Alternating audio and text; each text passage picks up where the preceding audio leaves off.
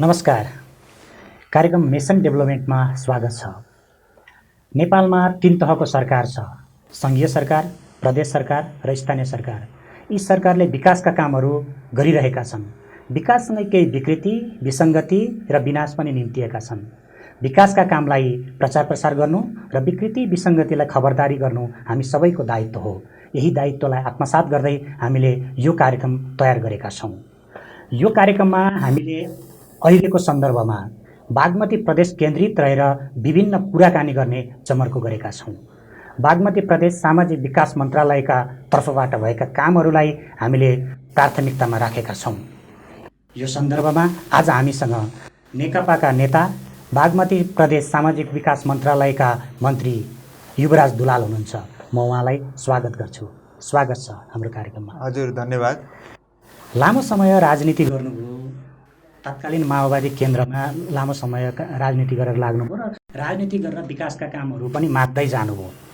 अहिले जनप्रतिनिधि हुनुभयो, मन्त्री हुनुभयो। यो विकासका काम माग्दा र दिनुपर्दा त्यो तात्विक फरक चाहिँ के पाइँदो रहेछ? अलिकति अनुभव सुनौ न। हामीसँग दुईटै अनुभव हुन्छ। एउटा जनप्रतिनिधि हुनुको नाताले र सामाजिक अभियन्ता, राजनीतिक कर्मी हुनुको नाताले आफू जिम्मेवारीमा नरहँदाखेरि पनि पब्लिकको अपेक्षा, जनता आम नागरिकको अपेक्षा हामीसँग हुन्छ नै र एउटा पुलको काम हामीले गर्छौँ। त्यसकारणले मेरो व्यक्तिगत हिसाबले पनि म जनप्रतिनिधि नहुँदैखेरि पनि विकास निर्माण र जनसेवाका कामहरूमा आफूले सक्रिय जीवन नै व्यतीत गरिराखेको थिएँ र केही अभ्यासहरू थियो। जसरी माग्ने ठाउँबाट हेर्दाखेरि जसरी अपेक्षाहरू धेरै हुन्छ र मैले मात्रै मागेको त हो नि, मैले यति भन्दा पनि किन नगरिदिएको होला भन्ने जस्तो एउटा लाग्छ। र आफैले जिम्मेवारी वहन गरेर विकास निर्माणका आयोजनाहरू विनियोजन गर्नुपर्ने अवस्थामा हुँदाखेरि चाहिँ सबैलाई गर्नुपर्ने हुन्छ। माग्ने साइडमा चाहिँ आफूलाई मात्रै माग्दा हुन्छ भन्दा दिनुपर्ने साइडमा चाहिँ सबैलाई दिनुपर्ने हुन्छ। त्यस कारणले यसमा भिन्नता त अवश्य छ। दिने ठाउँमा अहिले हुनुहुन्छ। विशेष गरी अहिले महामारीको एउटा प्रकोप पनि छ, तपाईँको मन्त्रालय त्योसँग सम्बन्धित पनि छ। यो कोभिडको बारेमा जस्तो यो राजधानी केन्द्रित प्रदेश भएको कारणले नि बढी अपेक्षा थियो, तर अलि आलोचनाहरू आए नि। यो कोभिड-19 को बारेमा बागमती प्रदेश सरकारले त्यति चुस्त दुरुस्त गतिमा काम गर्न नसकेको हो। कोरोना भाइरस कोभिड-19 को रोकथाम, नियन्त्रण र उपचार 3वटा काम हाम्रो हो। यो 3वटा काममा रोकथाम र नियन्त्रणमा सबै तहको सरकारले काम गर्ने हो र उपचारमा खास गरिकन प्रदेश सरकार र सङ्घीय सरकार मातहत रहेका अस्पतालहरूबाट सेवा हामीले दिने हो र उद्धार र क्वारेन्टाइन व्यवस्थापन चाहिँ स्थानीय तहको सरकार मार्फत गर्ने हो। त्यसकारणले नागरिकहरूले हेर्दाखेरि, आम सञ्चार मिडियाले हेर्दाखेरि पनि कतिपय अवस्थामा क्वारेन्टाइन र उद्धारको काम हेऱ्यो भने स्थानीय तहले मात्रै गरेको देखिन्छ, किन उहाँहरूको त्यो कोर जिम्मेवारीभित्र पर्यो। त्यसकारणले उहाँहरूको त्यहाँ प्रभावकारी भूमिका पनि छ, समस्याहरू पनि छन् केही। रोकथाम र नियन्त्रण अनि उपचारको क्षेत्रमा हेर्दाखेरि प्रदेश सरकार र सङ्घीय सरकारको भूमिका बढी हुन्छ र लजिस्टिक म्यानेजमेन्टमा अहिले लकडाउनको कारणले गर्दा सङ्घीय सरकारको सबभन्दा बढी भूमिका छ र रोकथाम र नियन्त्रणमा प्रदेशभित्र बागमती प्रदेश सरकारले चाहिँ मलाई के लाग्छ भने हामीले सफलतापूर्वक नै काम गरिराखेका छौँ। भन्नको लागि भनिएको होइन। जति केसहरू बागमती प्रदेशमा अहिले 300+ केसहरू पोजिटिभ देखिएका छन्, ती सबै केसहरू बाहिरबाट आएका केसहरू छन्। त्यसबाट हामीले लोकल ट्रान्समिसन हुनको लागि हामीले दिएका छैनौँ। केस देखिने बित्तिकै कन्ट्याक्ट ट्रेसिङ गर्ने र त्यसको आधारमा जति आवश्यक पर्छ उहाँहरूको परीक्षण गर्ने व्यवस्था हामीले मिलाएका छौँ र हाम्रो प्रदेशबाट आएका स्याम्पलहरूलाई सकेसम्म छिटो परीक्षण गर्ने पनि एउटा व्यवस्था मिलाएका छौँ र उपचारको पनि व्यवस्था अहिले बागमती प्रदेशमा अहिलेसम्म चुनौतीभन्दा तल नै छ। हामी चुनौती जति हामी सामना गर्न सक्छौँ, हाम्रो सामर्थ्यसम्म नि पुगेको छैन। यो भोलि चाहिँ योभन्दा ठुलो चुनौती आउला, त्यो हामी पनि अनुमान गर्नुपर्छ। तर अहिलेको अवस्थामा जाँदाखेरि रोकथाम, नियन्त्रण र उपचारमा बागमती प्रदेश सरकारको भूमिका चाहिँ मलाई लाग्छ सन्तोषजनक छ र हामी योभन्दा बेटर गर्नको लागि तयारी गरिराखेका छौँ। विशेष गरी यो प्रदेश अब केन्द्रीय राजधानी पनि रहेको प्रदेश हो। अपेक्षा त स्वाभाविक रूपमा धेरै पनि हुन्छ र यो जस्तो केन्द्रीय राजधानी पनि यहीँ हुने, केन्द्रीय मन्त्रालयहरू अनि प्रदेश मन्त्रालय पनि यहीँ हुने, त्यो डुप्लिकेसन अलिकति काम गर्नको लागि समस्याहरू त्यस्तो के अनुभव पनि भयो? विशेष खास गरी यो गरिकन यो महामारीकै महामारीमा विपत्तिहरूमा भनेको एउटा सरकारको ज्युरिडिक्सनभित्र साङ्गुरो भएर काम गर्न चाहिँ हुँदैन। त्यस्तो हामीले गरेका पनि छैनौँ। कतिपय स्थानीय तहहरूले आइसोलेसन अस्पतालहरू पनि सञ्चालन गर्नुभएको छ। तरै पनि अब समन्वयमा कहिलेकाहीँ डुप्लिकेसन जस्तो त हुन्छ नै। तर सुरुमा अलिअलि भए पनि अहिले पछिल्लो चरणमा आउँदाखेरि बागमती प्रदेशभित्र चाहिँ प्रदेशभित्रको काम चाहिँ प्रदेश सरकारकै नेतृत्वमा बढी भएको छ। काठमाडौँभित्रका केही केसहरूको हकमा नेपाल सरकार अन्तर्गत मन्त्रालयबाट कन्ट्र्याक्ट ट्रेसिङ लगायतका कामहरू चाहिँ काठमाडौँ जिल्लामा खास गरिकन उपत्यकामा भित्र चाहिँ सहरी क्षेत्रभित्र चाहिँ उहाँहरूले पनि गर्नुभएको छ। केन्द्रबाट पनि भएको छ र जिल्लाभन्दा बाहिर काठमाडौँ उपत्यकाभन्दा बाहिरका 10 जिल्लामा चाहिँ बागमती प्रदेश सरकारकै नेतृत्वमा यसको नियन्त्रण, कन्ट्र्याक्ट ट्रेसिङ र स्याम्पल कलेक्सन गर्ने, परीक्षण गर्ने काममा चाहिँ प्रदेश सरकारकै नेतृत्वमा भइरहेको छ। बागमती प्रदेश सामाजिक विकास मन्त्रालयले मैले चाहिँ यो गरेँ है भनेर अलिकति तपाईँले भन्नुपर्दा त्यस्तो के काम गर्नुभयो यो अवधिमा 2 वर्ष करिब भयो, यो अवधिमा के गर्नुभयो अलिकति बताइदिनुहोस्। मसँग चाहिँ भन्ने कुराहरू धेरै छ। 30 सेकेन्ड जति अगाडि कोभिडको बारेमा केही कुराहरू गर्न चाहन्छु। अहिले चाहिँ पिसिआर भन्ने कुरालाई हाइलाइट गरिदिउँ। मानौँ कि पिसिआर भनेको चाहिँ कोरोनाको अचुक औषधि हो जस्तो भयो। पिसिआर चाहिँ मात्रै एउटा क्लिनिकल भ्यालु छ त्यसको। मान्छेलाई यो छ कि छैन भने डक्टरलाई, स्वास्थ्य कर्मीहरूलाई औषधि चलाउनको लागि मात्रै एउटा क्लिनिकल भ्यालु हो त्यसको। नत्र सङ्क्रमण आइसक्यो। अर्को कुरा भनेको तथ्याङ्क निकाल्नको लागि हामीसँग कति छ त केसहरू भन्ने हो। तर पिसिआरले चाहिँ औषधि उपचारको काम गर्ने होइन। र अहिले के भयो भन्दा पिसिआर भन्दाखेरि सोसल डिस्टेन्सिङ, मास्क लगाउने, सेनिटाइजिङ गर्ने, ह्यान्ड वासिङ गर्ने लगायतका क्रियाकलाप चाहिँ ओझेलमा परे। तपाईँले आज पिसिआर गर्नुभयो, भोलि तपाईँको मुभमेन्ट चाहिँ एज युजुअल भयो भने फेरि तपाईँलाई सङ्क्रमण भइहाल्छ। त्यो आज गरेको पिसिआरको केही भ्यालु रहँदैन। त्यस कारणले यसले पनि नागरिकमा सरकारले पिसिआरै गर्न सकेन भने जस्तो एउटा भ्रम चाहिँ सिर्जना भएको छ। जति पिसिआर गर्नुपर्ने मलाई चाहिँ भन्नुहुन्छ भने म आम नागरिकको बिचमा नि यो कुरा फेस गर्न चाहन्छु। हामीले पर्याप्त पिसिआर गरेका छौँ। अहिले 13,000 प्लस बागमती प्रदेशमा पिसिआर भएको छ, 300 प्लस तपाईँको रिजल्ट पोजिटिभ आएको हो। त्यस कारणले 13,000मा 300 कति गरेछौँ हामी, कति धेरै गरेर त्यति पत्ता लगाएछौँ भनेपछि त्यस कारणले हाम्रो पिसिआर कम होइन। संसारकै उदाहरण हेर्दा पनि हाम्रो एकदमै बेटर हो। यो कुरा म राख्न चाहन्छु। र अब मेजर कुरामा तपाईँ जानुभयो, सामाजिक विकास मन्त्रालयले के गर्यौँ भन्ने कुरा के छ। किनभने आम नागरिकलाई त यही कुरा हो। हाम्रो मन्त्रालय अन्तर्गत शिक्षा, स्वास्थ्य, युवा, खेलकुद, भाषा, संस्कृति र सामाजिक क्षेत्र, महिला, बालबालिका, ज्येष्ठ नागरिक, अपाङ्गता लगायतका सामाजिक क्षेत्र छ। यो भित्र सबै क्षेत्रमा हामीले योजनाबद्ध तरिकाले दिगो विकासलाई प्रभाव पार्ने र प्रादेशिक गौरवको योजनाको रूपमा पनि हामीले काम गरेका छौँ। सस्तो लोकप्रियताको लागि आजै के रिटर्न हुने तरिकाले होइन, लामो समयमा नागरिकको जीवनस्तर उकास्ने, शिक्षामा परिवर्तन गर्ने, स्वास्थ्यमा चाहिँ स्वस्थ नागरिक निर्माण गर्ने लगायतका कुराहरूमा हामीले काम सुरुवात गरेका छौँ। जस्तो हामीले स्वास्थ्यको कुरा गऱ्यौँ भने स्वास्थ्य प्रवर्धनमा हामीले 2-3वटा कामहरू गरेका छौँ। हामीले prevention is better than care भनिन्छ, तर काममा त्यस्तो प्र्याक्टिसमा हामी थिएनौँ। त्यो कुरालाई अहिले हामीले प्रदेश सरकारले कार्यान्वयनमा ल्याएका छौँ। हामी स्वस्थ नागरिक कहाँबाट सुरुवात गर्ने भने बालबालिकाबाट सुरुवात गर्ने। त्यस कारणले स्वस्थ जीवनशैली, स्वस्थवर्धक खानेकुराहरू, स्वास्थ्य सरसफाइका कुराहरूलाई जीवन व्यवहारमै एउटा अभ्यासको रूपमा चाहिँ आफ्नो एउटा हेबिचुअल बनाउनको लागि हामीले विद्यालय नर्स कार्यक्रम राखेका छौँ। त्यो एउटा प्रादेशिक गौरवको, राष्ट्रिय गौरवकै कार्यक्रम मेरो विचारमा हुन्छ जस्तो मलाई लाग्छ। दोस्रो, हामीले जनता स्वास्थ्य परीक्षण कार्यक्रम ल्याएका छौँ। मुख्यमन्त्री जनता स्वास्थ्य परीक्षण कार्यक्रम भनेर एउटा उमेर समूहको 30 वर्षदेखि 60 वर्षभित्रको आम नागरिकको चाहिँ स्वास्थ्य परीक्षण गर्नुपर्छ भनेर मेसेज दिने र त्यसमा केही प्रदेश सरकारले आफ्नो लगानीमा स्वास्थ्य परीक्षण नै गर्ने, नसर्ने रोगहरू हाम्रो शरीरमा छ कि छैन भनेर पत्ता लगाउने। किन हामी हेर्दा त हृष्टपुष्ट छौँ, निरोगी जस्तो लाग्छौँ, तर भित्रभित्रै रोगहरू हुनसक्छ। जति बेला क्यान्सर, मुटु मृगोला लगायतका रोगहरूको पहिचान हुन्छ त्यसपछि निको पनि नहुने अवस्था हुन्छ। ढिलो पत्ता लगायो भने, समयमै पत्ता लगाइदिने र नागरिकको उपचार गरियो भने नागरिकको ज्यान र धनको दुइटैको संरक्षण हुन्छ भनेर स्वास्थ्य प्रवर्धनको अर्को हामीले काम गरेका छौँ। उपचार भन्दा पनि रोकथाममा। तेस्रो कुरा, फेरि गुणस्तरीय स्वास्थ्य सेवामा समान पहुँच भनिएको छ र प्रदेश अन्तर्गत रहेका सबै अस्पतालहरूको हालको क्षमतामा ट्याक्कै डबल गरिदिने, 100%ले 50 शैय्याको अस्पताल छ 100 शैय्याको हैन, चिकित्सकीय सेवा छ भने विशेषज्ञ चिकित्सकीय सेवा सहितको, आइसियु बिन छ भने आइसियु सहितको, भेन्टिलेटर सहितको, र जिल्लाहरूबाट अहिले डायलासिस सेवा पनि, अहिले किन आम नागरिक पीडित हुनुहुन्छ, डायलासिस सेवा पनि सबै जिल्लाबाट सुरु गर्ने गरी हामीले काम गरेका छौँ। र प्रदेशका अस्पतालहरूलाई गुणस्तरीय स्वास्थ्य सेवा सबै नागरिकको समान पहुँच स्थापित गर्नको लागि महत्त्वपूर्ण पूर्वाधारको काम हामीले सुरुवात गरेका छौँ। मैले अलिकति जोड्न खोजेँ, जस्तो अहिले विभिन्न यो हामीले हेर्दा पनि यो यङ जेनेरेसन अथवा युवा पुस्ता चाहिँ राजनीतिप्रति त्यति धेरै पोजिटिभ देखिएन, सकारात्मक देखिएन।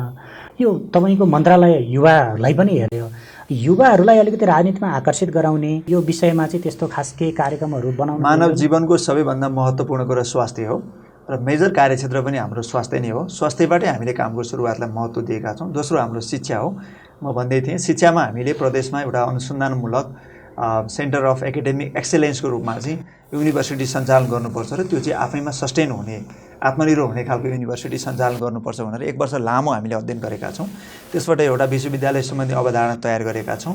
त्यसको चाहिँ अब विश्वविद्यालय स्थापना गर्ने तयारीमा हामी अगाडि बढेका छौँ। एउटा प्राविधिक तथा व्यावसायिक शिक्षा र तालिम अहिलेको बढी आवश्यकता हो। हामीले प्रदेशका 13 जिल्लालाई कभर गर्ने गरी प्राविधिक शिक्षालयहरू स्थापना गर्ने र भएकालाई स्तर उन्नति गर्ने गरी हामीले कार्यक्रमको विस्तार गरेका छौँ। त्यो पनि दिगो विकाससँग सम्बन्धित र एउटा राष्ट्रिय लक्ष्यलाई पुरा गर्ने कार्यक्रम हो। विद्यालयिक शिक्षाको गुणस्तर सुदृढ गर्नको लागि हामीले विद्यालयलाई गुणस्तरका विभिन्न कम्पोनेन्टहरूमा सहयोग गर्ने कार्यक्रमहरू, शिक्षकलाई कसरी गुणस्तरीय बनाउने, विद्यार्थीलाई कसरी गुणस्तरीय बनाउने, भौतिक पूर्वाधार कसरी गुणस्तरीय बनाउने, शैक्षिक नीति कसरी गुणस्तरीय बनाउने र पाठ्यवस्तु कसरी गुणस्तरीय बनाउने भन्ने कुरामा फोकस भएर हामीले काम गरिराखेका छौँ र सामुदायिक विद्यालयलाई त्यही अनुसार हामीले सपोर्ट गरिराखेका छौँ। शिक्षामा यसरी हामी अगाडि गएका छौँ। युवाको क्षेत्रमा खास गरिकन इनोभेटिभ आइडिया भएका युवाहरूलाई देशभित्र रोक्न सकियो भने, उनीहरूले प्रविधिको क्षेत्रमा विकास गरे, उद्यमको क्षेत्रमा विकास गरे भने त्यसबाट ठुलो रोजगारी सृजना गर्न सकिन्छ। आम नागरिकलाई रोजगारी, जीवनस्तर सुधार गर्ने प्रविधिको विकास गर्न सकिन्छ भनेर सबैभन्दा महत्त्वपूर्ण कार्यक्रम भनेको युवा वैज्ञानिक प्रोत्साहन कोष हामीले बागमती प्रदेशले ल्याएका छौँ। युनिक हो यो।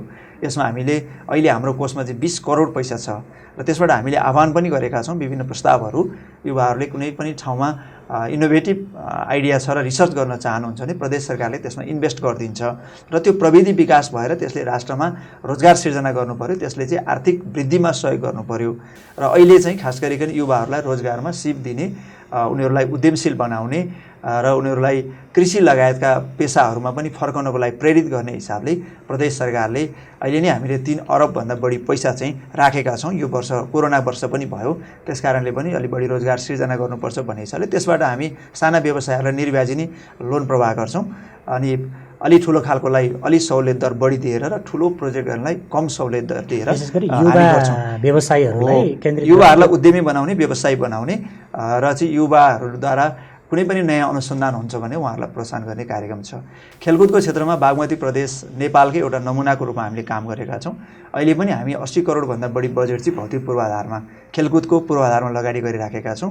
पूर्वाधार बिना चाहिँ खेलाडीहरू उत्पादन गर्न सकिँदैन। त्यो प्रदेशका सबै क्षेत्रहरू, भूगोलहरू, सबै स्थानीयताहरू समेटेर पाएक पर्ने गरी हामीले योजनाबद्ध ढङ्गले जिल्लाहरूमा रङ्गशाला, निर्वाचन क्षेत्रहरूमा बहुउद्देश्य अथवा सामान्य कभर हलहरू र स्थानीय तहमा खेल मैदान, स्थानीय स्तरको स्तरीय खेल मैदान निर्माण गर्ने योजनाबद्ध तरिकाले कामको सुरुवात गरेका छौँ। सामाजिक क्षेत्रमा यस वर्षबाट प्रदेश सरकारले अभिभावकविहीन बाबुआमा दुवै गुमाएका बालबालिकाहरूलाई मासिक 2000 सामाजिक सुरक्षा भत्ता दिने, त्यसबाट उसको शिक्षा र स्वास्थ्य पोषण लगायतका क्रियाकलापहरूमा जसले अभिभावकत्व गरेर उहाँहरूलाई हुर्काइराख्नु भएको छ त्यसबाट चाहिँ थप सपोर्ट होस् भन्ने कार्यक्रम हामीले ल्याएका छौँ र बालबालिकाहरूको अधिकार सुनिश्चित गर्नुपर्छ। सडकमा भएका सबै बालबालिकाहरूलाई पहिलो त परिवारले, समाजले, भएन भने अन्तिममा राज्यले जिम्मा लिनुपर्छ भन्ने हिसाबले हामी बाल अधिकार संरक्षण केन्द्र अत्याधुनिक एउटा भवन पनि निर्माण गर्दैछौँ र सँगै सरकारले सञ्चालन गर्ने अन्तिममा सडकमा पुगेका बालबालिकाहरूको जिम्मा लिएर अगाडि जाने तरिकाले हामीले काम गरेका छौँ र सडक बालबालिका मुक्त प्रदेश हामीले बनाएका छौँ। त्यसको औपचारिक घोषणा हामी यो वर्ष गर्दैछौँ। अनि ज्येष्ठ नागरिकहरूलाई पनि आनन्द निकेतनहरू सञ्चालन गर्ने, साझेदारी मोडलमा अपाङ्गता भएका व्यक्तिहरूका हक अधिकार सुनिश्चित गर्ने लगायतका क्रियाकलापहरू हामीले गरिराखेका छौँ। मुख्य गरी बागमती प्रदेश सामाजिक विकास मन्त्रालयले गरेका कुराहरू सरसर्ती तपाईँले बताउनुभयो। अब अलिकति तपाईँ जहाँ निर्वाचित हुनुभयो सिन्धुपाल्चोक, यो कारणले प्रदेश संरचना चाहिँ ठिक छ भनेर जिल्लाको लागि तपाईँले के म्यासेज दिन सक्नुभयो? संहितामा प्रदेश सबैभन्दा महत्त्वपूर्ण अङ्ग हो।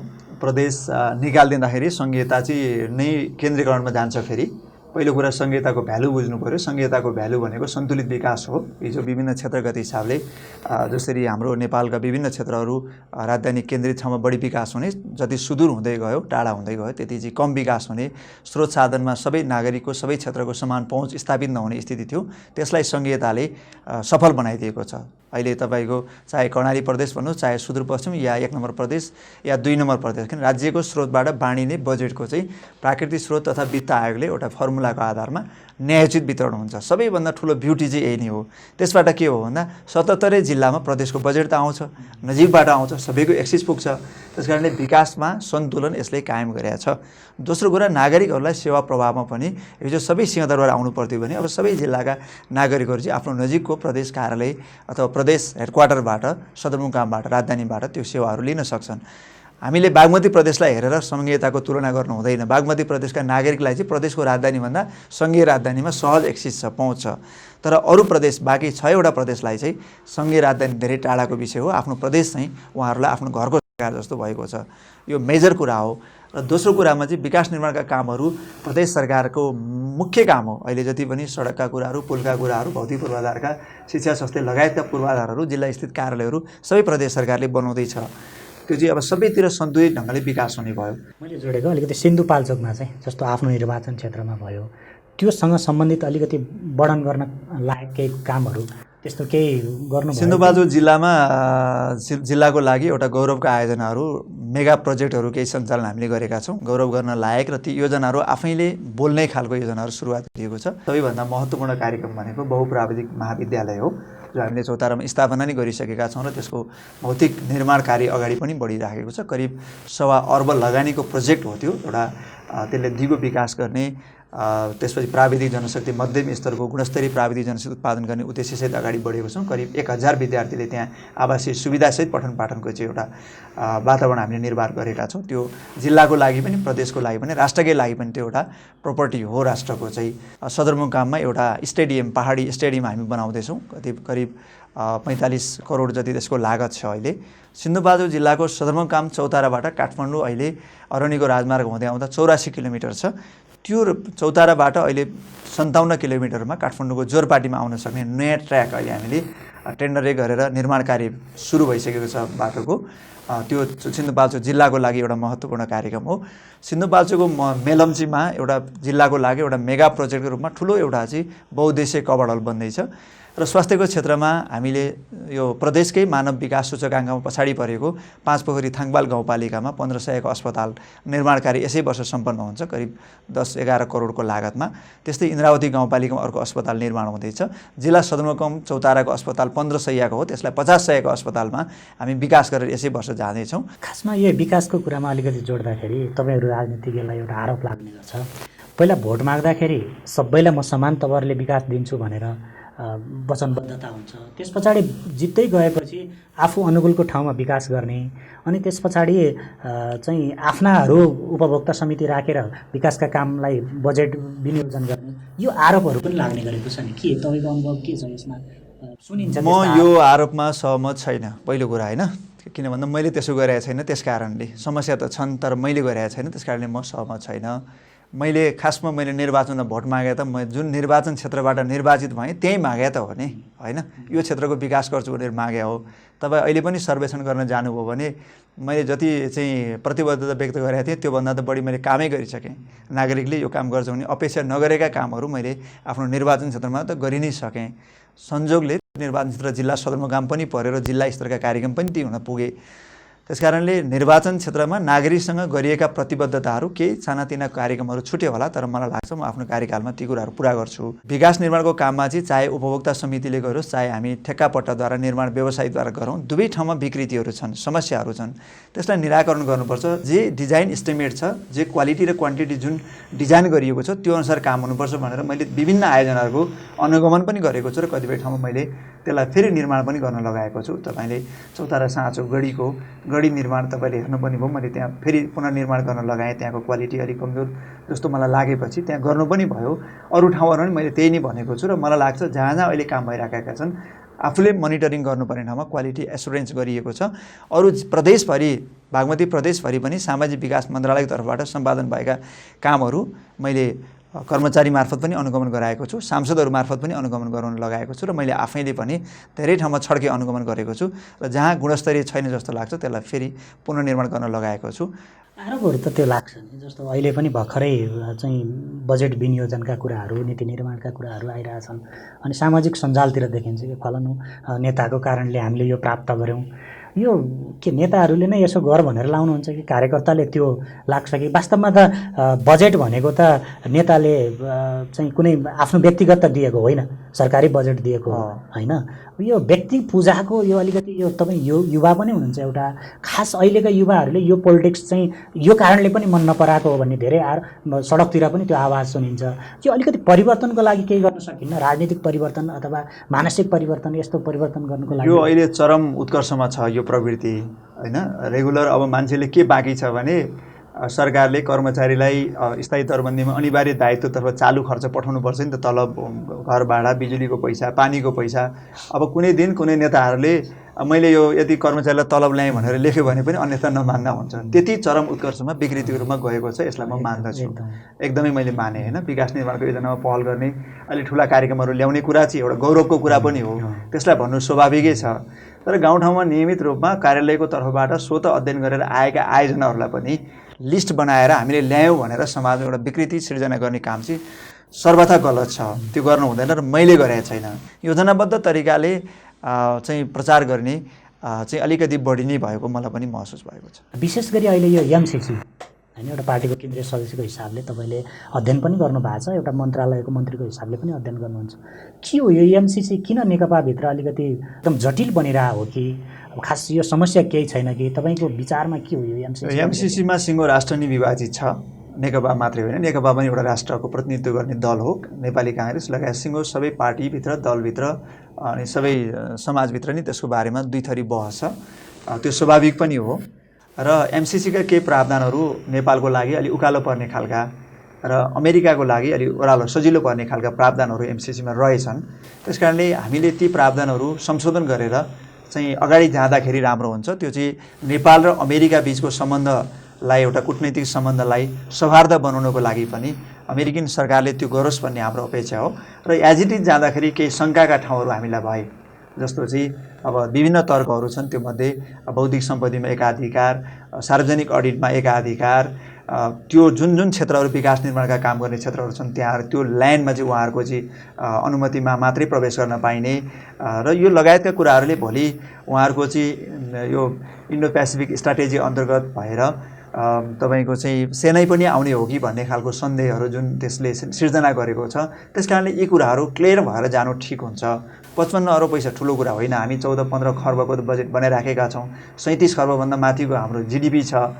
हाम्रो लागि के ठुलो कुरा भयो त? हामी विभिन्न ठाउँको बचत गरेर नै गर्न सक्छौँ, नभए अर्को वर्ष गरौँला विकास, तर राष्ट्रिय स्वाभिमान र स्वाधीनतालाई चाहिँ हामीले आँच आउने खालको काम गर्नु हुँदैन भन्ने एउटा मेजर भावना हो जस्तो लाग्छ नेपालीहरूको। अहिले त्यो आम नेपालीको चाहिँ के छ भन्दा एमसिसी चाहिँ यही अवस्थामा पास नहोस् भन्ने भावना छ, त्यसलाई नेकपाले चाहिँ बहसमा ल्याएको हो। र अमेरिकासँगको एउटा सम्बन्ध हामीले सुरुवात गरिसक्यौँ, सम्झौता गरिसक्यौँ। त्यस कारणले दुई देशबिचको सम्बन्धमा दरार सिर्जना होला, त्यस कारणले त्यस्तो होइन गरेर जाँदा ठिक हुन्छ भन्ने अर्को धारणा छ। त्यस कारणले यो दुईटाको बिचमा बहस हुनु त सर्वथा जायज छ नि, यसलाई विवाद मान्नै भएन नि, क्लियर भएर अगाडि जानु पर्यो। राष्ट्रिय सहमति, राष्ट्रिय एकता, राष्ट्रिय बुझाइका बिचबाट अगाडि गयो भने सबैको अपनत्व पनि हुने, अथवा कमजोरी गरिएछ भने पनि सबैले अब्जस्ट लिने। तपाईँको कुरामा अलिकति जोड राख्छु, जस्तो चाइनाले अस्ति मात्रै नियर 5 अरब नेपाली सेनालाई सहयोग गर्यो। चाइनाले सहयोग गरेको कुरालाई चाहिँ बहसको रूपमा लिएनौँ, अमेरिकाको सहयोगमा चाहिँ बहसको रूपमा लिँदा हामी कतै चाइनातिर फर्किरहेको त होइनौँ, चाइनाको आश्रयमा त्यस्तो होइन, आवाज पनि त्यस्तो होइन। त्यसलाई अब मान्छेले अब एउटा विवाद सिर्जना गर्नको लागि आफ्नो पक्षमा तर्क गर्न त गरिएको छ होइन। अब चीनले खास गरी अहिले पछिल्लोचोटि BRI प्रोजेक्ट अन्तर्गत, belt and road initiative project अन्तर्गत चाहिँ नेपाललाई सहयोग पनि गरिराखेको छ र हामीले त्यसलाई BRIमा हाम्रो समर्थन पनि, ऐक्यबद्धता पनि जनाइसकेको अवस्था छ। त्यो र यसमा चाहिँ फरक छ। यो चाहिँ इन्डो पेसिफिक स्ट्राटेजी अन्तर्गत भोलि मिलिटरी मोबिलाइजेसन गर्ने सम्मको चाहिँ रणनीति अमेरिकाको छ होइन। त्यस कारणले त्यो रणनीतिको अङ्ग बनाइदिँदाखेरि चाहिँ हामी विवादमा जान्छौँ। चाइनाको सहयोग निशर्त छ, सशर्तको मतलब उहाँहरूले गरेको लगानीको राम्रो लागु होस् भन्ने त भइ नै हाल्छ, तर अरू कुराहरूमा त्यस्तो तपाईँको बाध्यकारी नियमहरू छैन। तर एमसिसीको हकमा आउँदाखेरि सन्देह पैदा गर्ने नियम हो, त्यस कारण त्यसलाई कम्पेरिजन गर्न मिल्दैन। निस्वार्थ दियो भने अमेरिकाले 55 अर्ब होइन 55 खर्ब दिए लिन्छौँ नि हामी। एमसिसीलाई चाहिँ इन्डो पेसिफिक अन्तर्गत होइन भन्ने हो भने चाहिँ ग्रहण गर्नुपर्छ भन्ने। इन्डो पेसिफिक अन्तर्गत होइन भने त नेपाल अमेरिकाको सम्बन्ध लामो छ, अरू क्षेत्र पनि हामीले लगानी लिइराखेका छौँ, सहायता लिइराखेका छौँ, त्यसमा आपत्ति मान्नुपर्ने कुरा के छ?